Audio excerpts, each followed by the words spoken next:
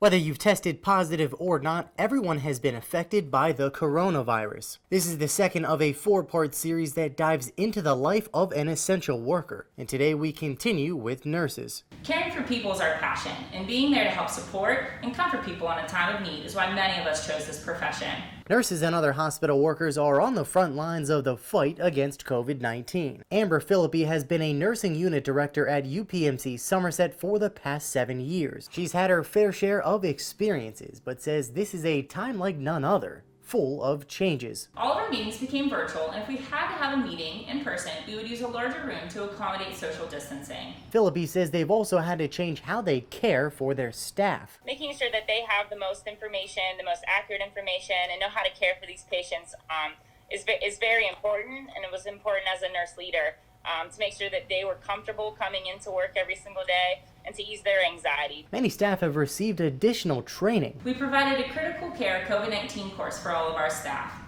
We also were able to cross-train 64 staff that were a combination of nurses and ancillary staff from other departments in our hospital to our inpatient units. They've also made lots of changes to the building and how people can get in. Every patient or every person who enters the hospital has to be screened. So they're being screened if they have a fever, a new onset of a cough or shortness of breath, and any potential exposure to a COVID-19 patient.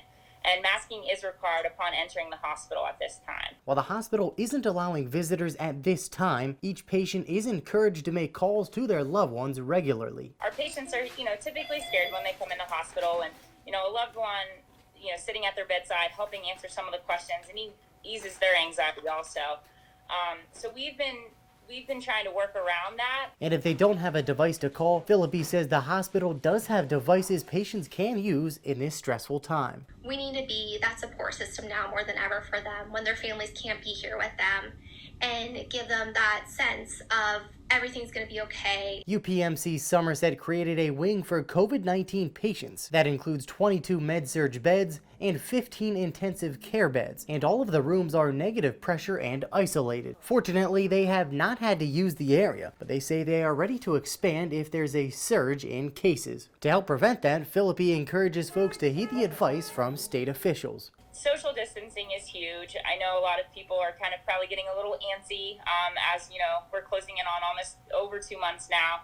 But social distancing and wearing the mask and, just if you're not feeling well, making sure that you're staying home and, isolating from your loved ones is really, really important. I can't stress that enough. In the midst of the pandemic, Woolley says it's been challenging but full of learning. As a nurse, I never thought I'd be working through this pandemic, but it's definitely given me a greater sense of patience, humility, and compassion. Philippi assures folks that UPMC is there to help. I promise that we are ready and that we have taken all steps to prepare to take care of our staff and our community through this crisis. Make sure to tune into next week's edition of A Day in the Life of an Essential Worker.